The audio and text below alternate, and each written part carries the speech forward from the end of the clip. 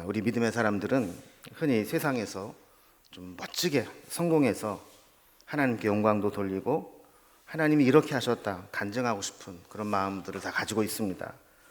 그러나 세상에서 성공해야만 하나님께 영광을 돌릴 수 있는 것은 아닙니다. 오히려 실패하고 고난의 자리에 내려갔을 때 그때도 감사할 수 있고 그때도 하나님께 영광을 돌릴 수 있을 때 그것이 진짜 하나님께 영광을 돌리는 것이 될 수 있습니다.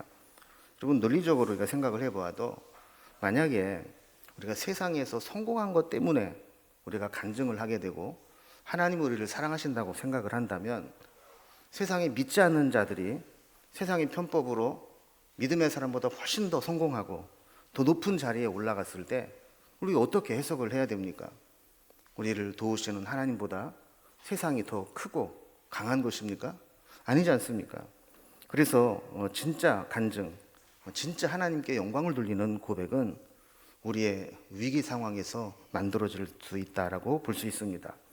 지금 상황은 내가 이렇게 힘들고 이런 위기 상황을 만나고 있지만 그럼에도 불구하고 하나님은 나의 위기를 기회로 삼으셔서 멋지게 역전하시고 멋지게 역사하셔서 나를 이렇게 세우셨다라고 고백할 수 있는 것, 이것이 진짜 간증이고 진짜 하나님께 영광을 돌리는 겁니다. 여러분, 우리가 일이 잘 풀리고 내가 원하는 대로 다 되어질 때 기뻐하고 영광 돌리는 거, 그것도 귀한 일이지만 그러나 하나님께서 내 앞길을 막으신 것 같고 세상의 기준으로 볼 때 실패한 것 같고 또 누가 보더라도 이것은 안 된 일 같고 위기를 만난 것 같은데 그때 원망하거나 불평하는 것이 아니라 도리어 하나님의 선하심을 믿고 감사할 줄 알고 또 앞으로 하나님이 하실 일을 기대하는 믿음을 갖게 될 때 하나님 그것을 더 기뻐하실 수 있다는 겁니다. 우리가 요즘에 살펴보고 있는 사도행전 26장은 베이스도 총독이 유다의 헤롯 아그리파 왕과 함께 바울에 대한 청문회를 여는 장면을 우리가 기록하고 있습니다. 새롭게 유대의 총독으로 부임하게 된 베이스도를 아그리파 왕이 예방으로 올라옵니다. 이때 바리새인들과 제사장들이 예수님을 고발하게 되는데 아무래도 이 베이스도 총독은 예수에 대한 정보나 지식이 별로 없었기 때문에 어떻게 판결해야 되나 어려움이 많이 있었는데 마침 유대의 분봉왕 헤롯 아그리파가 올라오니까 좀 조언을 구하고자 질문을 한 겁니다. 그래서 사도행전 25장 22절에 보면 아그리파가 이 이야기를 듣고 베스도에게 이렇게 이야기합니다. 나도 이 사람의 말을 듣고자 하노라. 이게 무슨 얘기냐면 나도 바울을 좀 만나보고 싶었다. 바울에 대한 소문은 내가 많이 들었는데 이렇게 바울을 베스도가 구려하고 있으니까 한번 그 사람을 만나서 이 얘기를 좀 듣고 싶다. 이렇게 이야기를 하니까 그럼 내일 볼 수 있다. 이래서 이제 청문회가 갑자기 열리게 된 겁니다. 이렇게 열린 청문회는 어떤 사법적인 결정권을 가지고 있는 재판은 아니었지만 이제 새로운 로마의 총독과 유대의 분봉왕 앞에서 바울이 자신의 의견을 피력할 수 있는 그런 절호의 기회가 된 거죠. 그래서 26장은 이렇게 열린 청문회에서 바울이 자기 변론을 하는 내용이 기록되어 있는 장입니다. 우리 지난주에 살펴본 1절에서 23절까지는 바울의 1차 진술이죠. 그때 무슨 얘기를 했습니까? 내가 이렇게 무죄합니다. 내가 이렇게 억울하게 재판을 받고 있습니다. 이번 재판은 이렇게 불합리하고 모순입니다. 이런 얘기를 한 게 아닙니다. 내가 어떻게 하든지 여기서 말을 잘해가지고 풀려나야지. 이런 생각으로 이야기를 하는 것이 아니고 자기가 믿고 있는 예수님을 내가 어떻게 만나게 되었고 그분이 누구인지를 간증하고 전도하는 겁니다. 그래서 우리가 지난주에 간증에는 3가지 요소가 있어야 된다 그랬죠. 설마 기억하시는 분은 없겠지만 그래도 확인을 한번 해보면 간증의 첫 번째는 무슨 내용이 있어야 된다 그랬어요? 그거 예수님 만나기 전에 내가 어떤 상태였는지, 그리고 2번째는 예수님을 내가 어떤 과정을 통해 만나게 됐는지, 그리고 3번째는 예수를 만나고 나서 내가 어떻게 변화됐는지. 그래서 여기에서 벗어나면 그건 양념 정도가 아니라 잘못하면 간증의 본질이 잘못될 수도 있는 거죠. 그래서 이 틀을 유지해야 되는데 바울은 그 틀대로 자기의 간증을 했던 겁니다. 오늘 본문은 바울이 그런 이제 간증을 한 후에 그곳에서 이 자기 바울의 진술을 듣고 있었던 이 사람들의 반응을 기록하고 있는 것을 보게 됩니다. 바울은 이제 죄인처럼 이런 재판에 억울하게 끌려다니면서 이 자신의 어떤 신변을 이런 불신자인 로마 총독의 손에 맡겨두고 좀 재판을 받고 있습니다.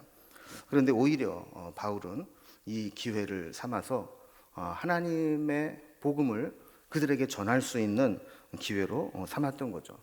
바울의 진술 후에, 변론 후에 어떤 일들이 일어나고 있는지 오늘 베스토 총독은 어떤 반응을 보이고 있고 또 아그리빠 왕은 어떤 반응을 보이고 있는지 한번 살펴보려고 합니다. 먼저 첫 번째로 이 베스토의 반응을 한번 살펴보도록 하겠습니다. 바울의 이런 간증, 예수님 만나기 전에 바울은 보통 유대인보다도 훨씬 더 강력하게 믿는 자들을 핍박하는 삶을 살았는데 다메섹 도상에서 예수님을 만나고 난 이후에 오히려 예수님 부활을 증언하는 삶을 살게 되었다. 이게 바울의 간증의 핵심이지 않습니까?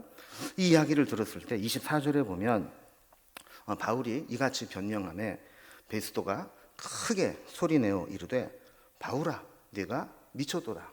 네 많은 학문이 너를 미치게 한다 하니 그랬어요.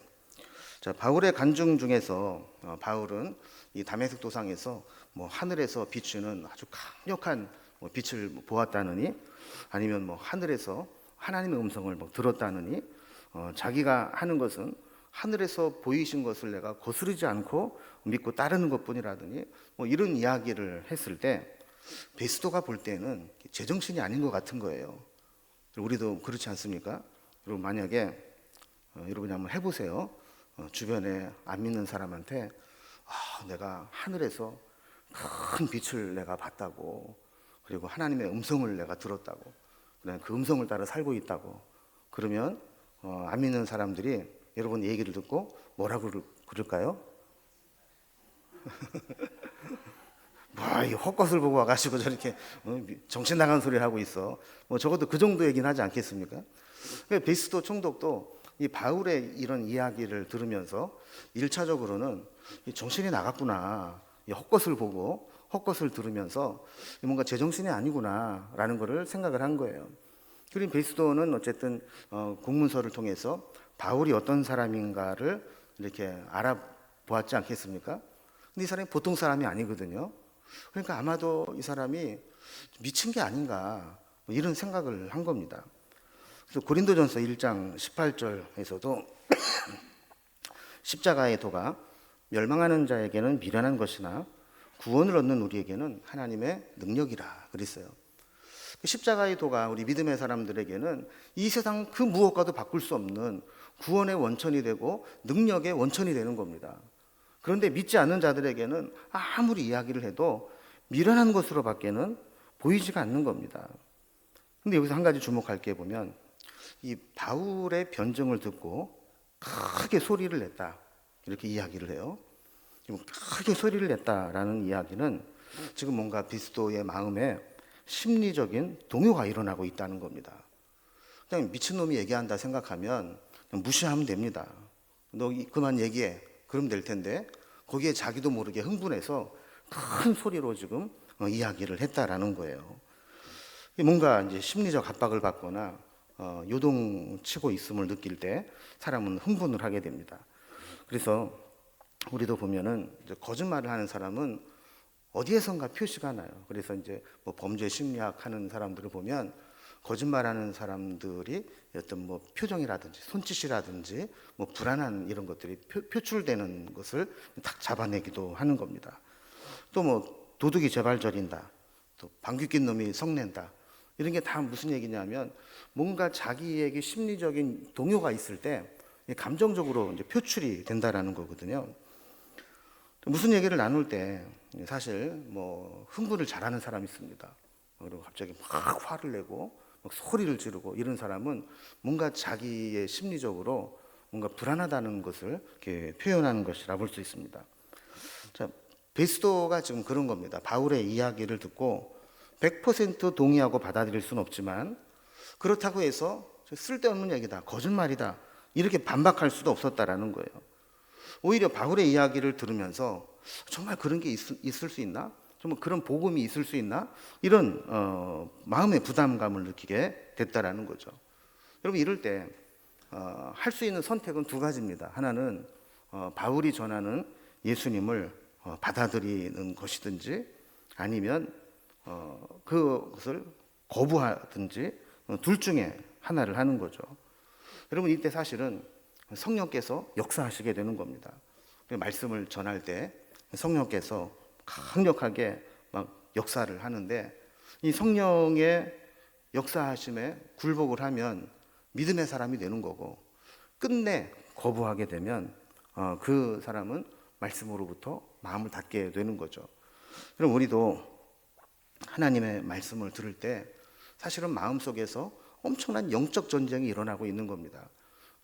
말은 제가 하지만 성령께서는 그 말씀을 통해서 여러분의 심령에서 영적 전쟁을 막 일으키고 있는 거예요. 야, 하나님 말씀 이렇게 선포되고 있지 않냐? 그 말씀을 듣고 네 고집을 꺾고 그 말씀에 굴복해라. 막 이렇게 말씀을 하시는데 여기에 순종하고 말씀을 받아들이면 믿음의 역사가 나타나는 겁니다. 그런데 아무리 성령께서 얘기를 해도 너는 뭐라 그러든 나는 내 생각을 나는 뭐 꺾을 생각이 없다. 그럼 변화가 일어나지 않는 거죠. 여기 보면 또 베스도가 바울을 가리켜서 내 많은 학문이 너를 미치게 했다. 미쳤다라는 말이 있어요. 이 미쳤다라는 말은 헬라어로 그 마이네라는 단어를 쓰게 되는데 이 마이네에서 이 파생된 말이 마이니안, 미치광이 이렇게 파생이 됩니다. 근데 여기에서 영어 단어가 뭐가 파생이 됐냐면 매니아라는 영어 단어가 파생이 됐어요. 우리도 뭐 어디에 이제 막 그 몰두하는 사람, 그래서 매니아라고 그러잖아요. 이 매니아라는 말이 바로 미쳤다라는 거예요. 그 광적으로 어딘가에 미쳐 사는 사람이라는 겁니다. 그러니까 어딘가 내가 딱 좋아하는데 딱 꽂히면 미쳐 사는 거죠. 앉으나 서나 그 생각을 하게 되고 관심을 갖게 되고 거기에 뭐 물질을 투자하고 시간을 투자하고 이렇게 되면서 거의 전문가 수준이 되는 거를 우리가 이제 매니아다 이렇게 이야기를 하지 않습니까? 남들이 볼 때는 뭐 쓸데없는 일에 돈, 시간 낭비하는 것 같은데 정작 본인에게는 그게 너무 중요하게 여기는 겁니다. 우리가 볼 때는 저 쓰레기 같은 거 싶은데도 그 매니아가 되고 수집하는 사람들을 보면 그냥 그게 너무 좋아서 그냥 미치는 거예요. 여러분 결혼을 해가지고 애까지 낳고 있는 남자 어른이 로버트나 뭐 전문용어로 피규어라고 그러는데 그런 거를 만들고 수집하는 취미를 가지고 있다. 여러분 이해가 되세요? 이 다 큰 어른이 말이죠. 퇴근하고 나면은 방에 콕 처박혀가지고 몇 시간 동안 나오질 않아요. 뭐 하는가 보면은 그 장난감을 조립을 하고 색칠을 하고 뭐 그러고 있는 거예요.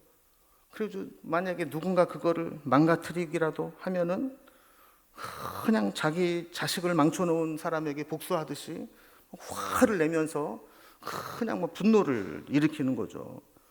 그럼 이게 이해가 돼요? 그런 사람이 정상적인 것 같아요? 우리가 볼 때는 이해가 안 되죠. 쓰잘데기 없는 거. 근데 거기에 매니아가 된 사람은 거의 미치는 겁니다. 뭐 몇십만 원, 몇백만 원씩 하는 그 장난감을 그렇게 돈 주고 사가지고 몇 날 며칠을 그걸 조립을 하고 색칠을 하고 해가지고 그거를 방에다가 쫙 차려놓고 그거를 보면서 그냥 그렇게 흐뭇해하는 거예요. 이게 바로 매니아가 되었다라는 겁니다. 여러분 바울은 어디에 매니아가 됐느냐?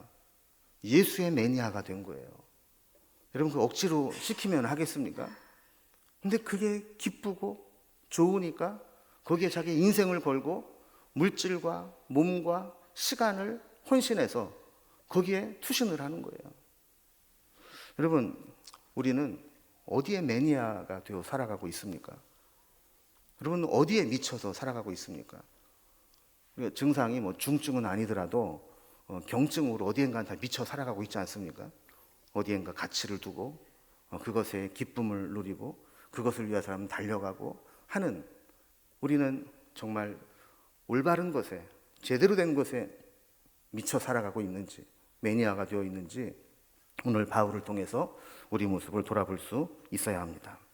그래서 베스토가 바울에게 너 정말 미쳤어 이렇게 이야기를 할 때 그것은 너 정말 예수에 미쳤구나.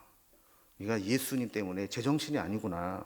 이런 이야기를 하는 거예요. 그래서 미쳤다라는 거는 예전에 우리 동네에서 머리에 꽃 꽂고 돌아다니던 그런 미친 사람이 아닙니다. 정말 예수에 꽂혀가지고 예수를 위해서라면 무엇이든지 할 수 있는 그런 사람이 되었다는 거죠.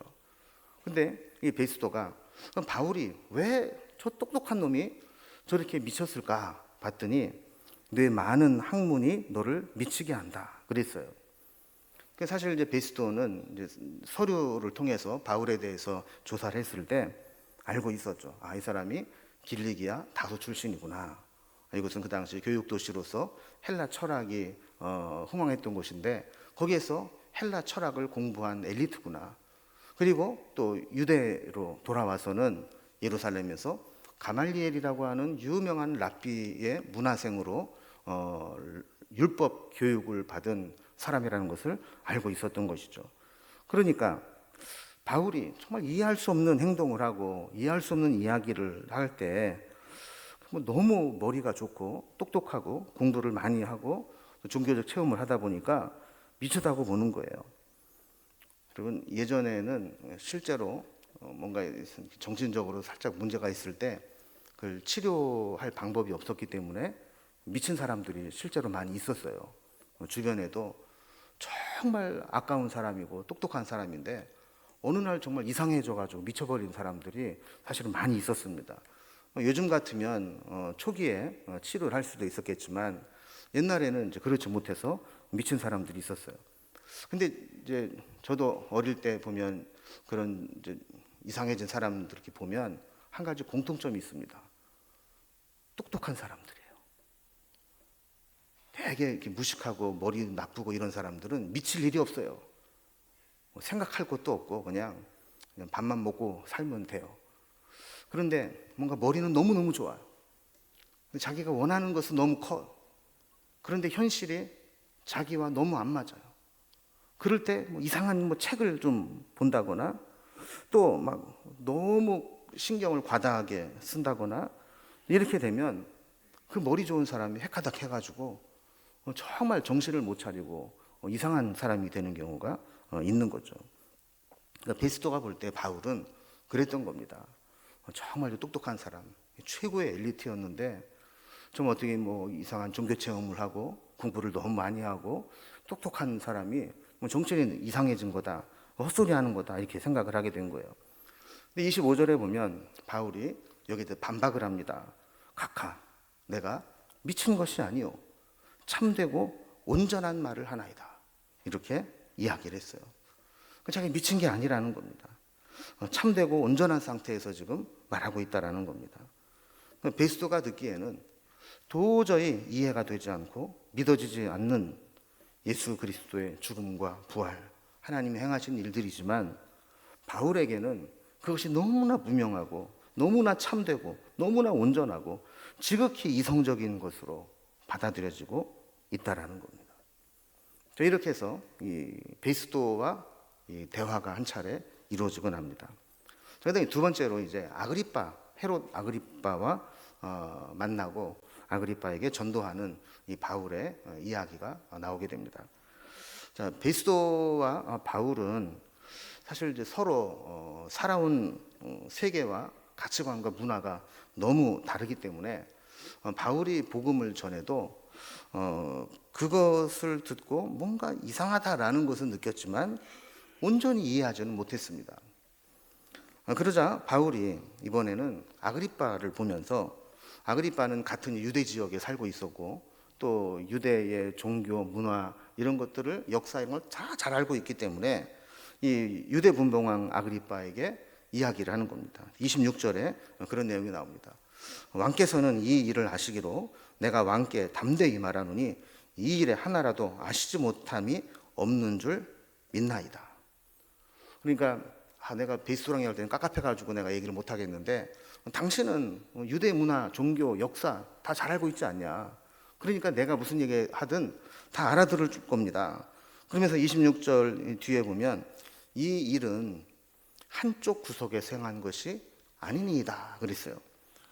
그럼 한쪽 구석에서 있었다는 얘기는 뭐냐면 유대의 어느 시골 한 마을에서 잠깐 일어났다가 사그라진 이야기가 아니라는 거예요.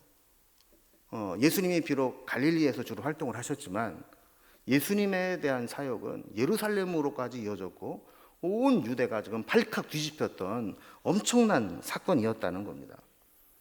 그리고 보통 이단들의 특징은 혼자서 골방이나 뭐 산에서 기도하다가 뭐 계시를 받았다 이런 얘기 아닙니까? 정통성도 없고 이 보편성도 없습니다.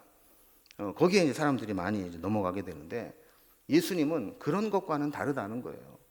예수님은 분명히 예루살렘에 와서 재판을 받으시고 십자가에 달려 죽으셨고 사흘 만에 부활하셨다가 40일 동안 제자들과 함께 계시고 승천하신 분이다. 이런 이야기를 하고 있는 거죠. 이미 유대와 또 이스라엘뿐만 아니라 이방에까지 공공연하게 다 알려진 역사적인 근거를 가지고 있는 사건이 예수 사건이라는 겁니다. 그래서 27절에 보면 이제 아그리빠에게 도전을 합니다. 아그리빠 왕이요, 선지자를 믿으시나이까? 그럼 이 말이 무슨 얘기냐면 이 아그리빠는 유대의 분봉왕이라고 했잖아요. 근데 만약에 아그리빠가 난 선지자 그딴 거 안 믿어 이렇게 해버리면 그 관할 지역에 있는 유대인들이 아그리빠를 인정을 안 해줍니다. 너 에돔 출신으로 정통성도 없는 게 우리 종교를 부정하고 안 믿어? 그럼 네가 통치하는데 안 따를 거야. 이렇게 되는 거예요. 만약에 아그리빠가 나 믿지. 선지자 믿고 선지자가 하신 말씀 다 믿지. 그러면 선지자가 말씀한 예언이 예수 그리스도에 대한 예언인데 그러면 선지자를 믿는다고 해놓고 예수님을 못 믿어? 이렇게 되는 거예요. 그러니까 아그리빠 입장에서는 믿는다고 할 수도 없고 못 믿는다고 할 수도 없어요. 그러니까 바울이 치고 나갑니다. 대답을 못하고 있을 때 믿으시는 줄 아나이다. 그러면서 아무 말도 하지 않은 침묵은 긍정이다. 그래서 믿잖아요. 선지자 다 알잖아요. 믿잖아요. 이러면서 이제 치고 나가는 겁니다. 그러자 이제 아그리빠가 28절에 보면 내가 적은 말로 나를 권하여 그리스도인이 되게 하려 하는도다. 그러는 겁니다. 이걸 이제 뭐 좀 점잖게 써서 그런데 사실은 이제 그런 거죠. 아그리빠가 바울의 말을 들으면서 묘하게 설득이 돼 가는 겁니다. 그러다가 야 이거 까딱 잘못하면 내가 바울의 말에 넘어가겠는데 이러다 내가 예수 믿는다고 하겠는데 그러다 정신을 차렸다는 거예요. 그러면서 야 네가 지금 이 짧은 시간에 적은 말로 나를 그리스도인이 되게 하려고 그렇게 했어? 나 지금 정신 차렸어 지금. 나 안 넘어가. 지금 이런 이야기를 하는 겁니다.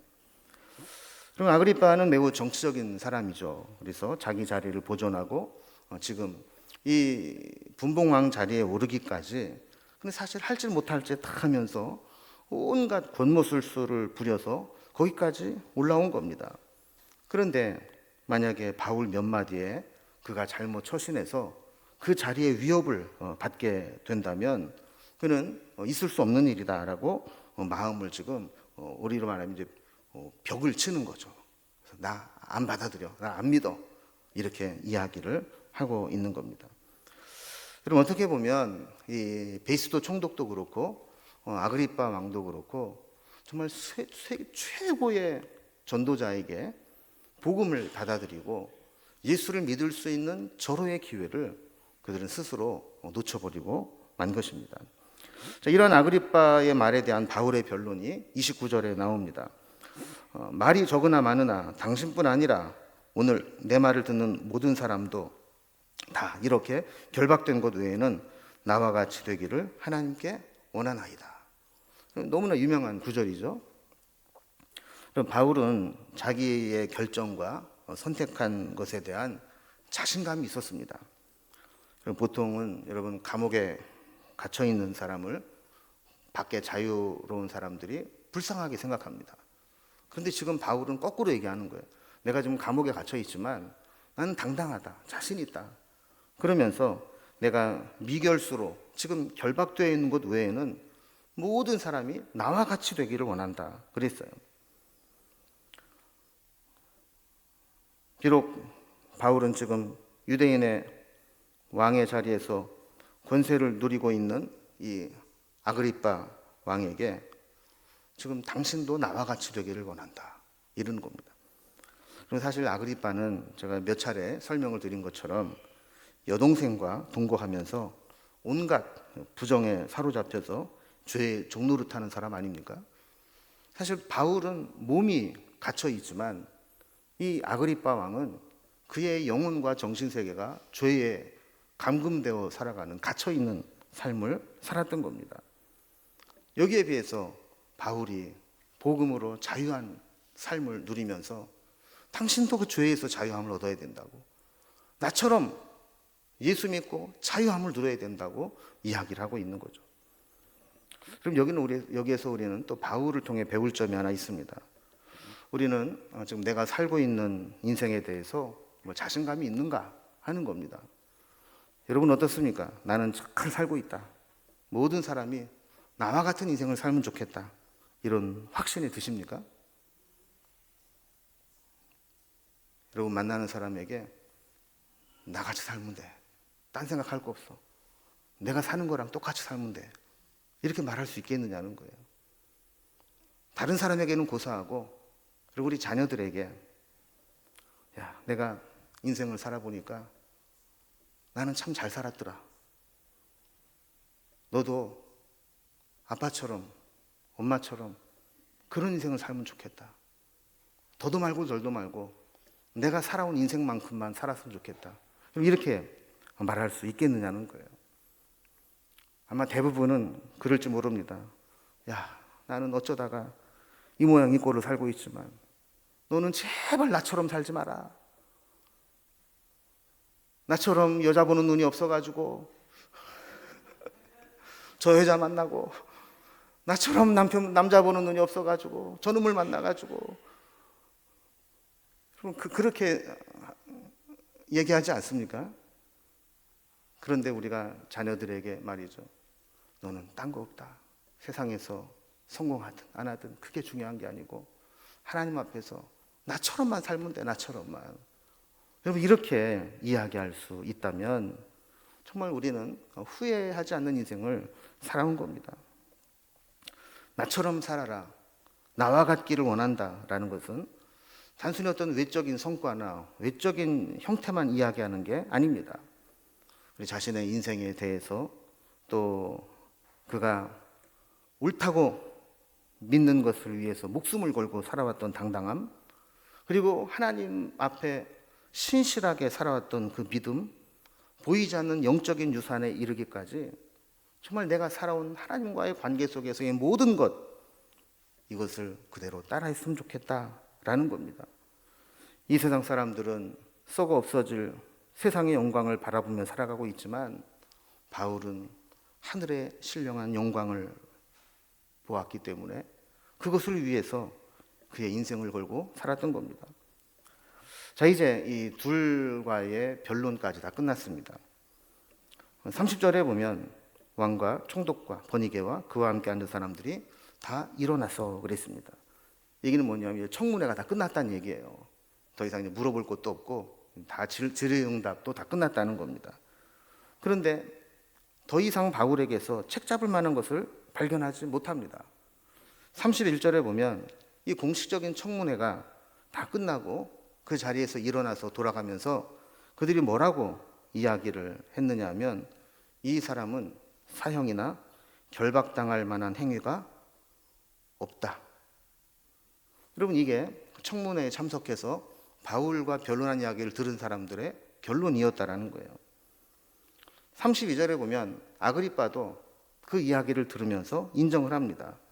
뭐라고 그랬냐 하면 이 사람이 만일 가이사에게 상소하지 아니하였더라면 석방될 수 있을 뻔하였나이다. 여러분 이게 무슨 얘기입니까? 바울은 재판 과정에서 나 안 되겠다. 벨리스 총독도 못 믿겠고 베이스 총독도 못 믿겠고 나는 가이사에게 로마에 가서 최종 심판을 받겠다. 이렇게 청원을 해놓은 상태입니다. 근데 만약에 바울이 상소를 포기하고 내가 여기서 다시 한번 재판을 정식으로 받고 싶다, 그래서 재판을 한다면 바울은 무죄 판결을 받고 석방될 수 있을 거다라는 이야기를 하고 있는 겁니다. 여러분, 만약에 바울이 이 사실을 그 자리에서 들었는지 안 들었는지는 모르지만 이 사실을 만약 우리 기준으로 생각한다면 이 사실을 들었을 때, 알았을 때 억울하지 않았겠습니까? 죄가 없고 석방되어야 되는 것을 누구나 다 알고 있는 상황인데 나를 그렇게 몇 년 동안 가둬두고 또 재판을 통해서 나를 힘들게 하는 그 상황에서 우리가 세상 말로 말하면 감옥에서 썩은 거 아니에요? 그런 상황 가운데에서 이제라도 무죄함이 입증돼서 풀려날 수 있는 상황이라는 겁니다. 그런데 바울은 상소를 포기하지 않았습니다. 죄수의 몸으로 미결수의 상태로 로마에 가겠다라는 겁니다. 로마로 가는 것이 하나님의 뜻임을 알기 때문에 그는 결국 로마에 가게 됩니다. 바울은 우리의 위기가 하나님께 기회가 됨을 믿었습니다.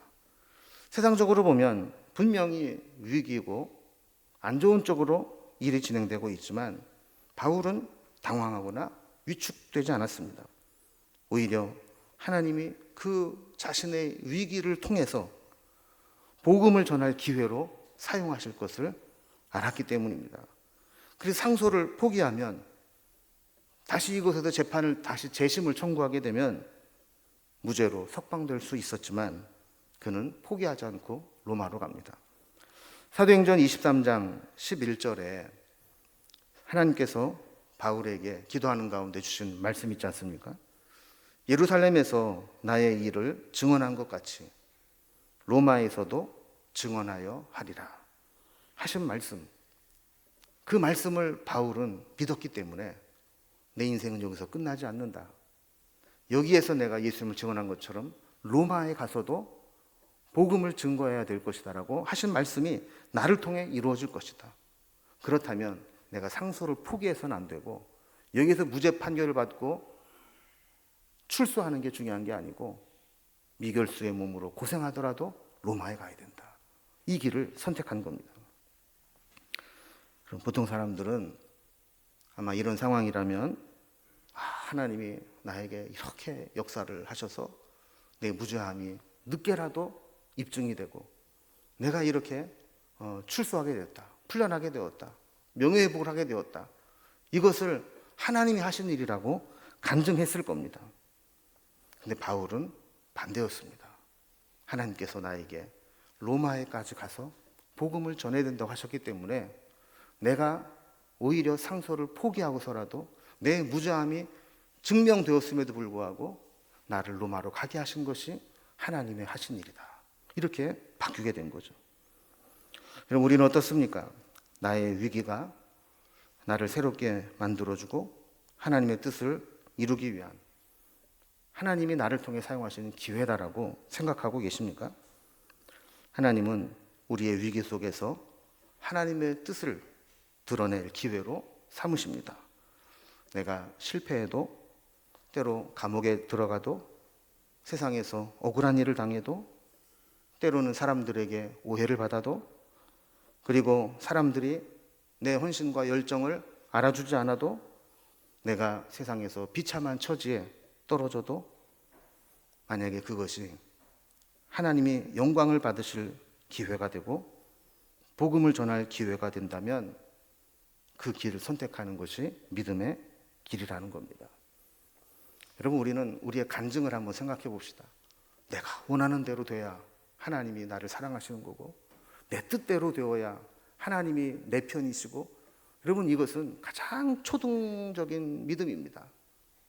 우리의 진짜 믿음은 내가 원하는 대로 되지 않아도, 내 것을 잃어도, 내가 어떤 불이익을 당해도 그것 때문에 하나님이 영광을 받으실 수 있다면 나는 그 길을 선택하겠다.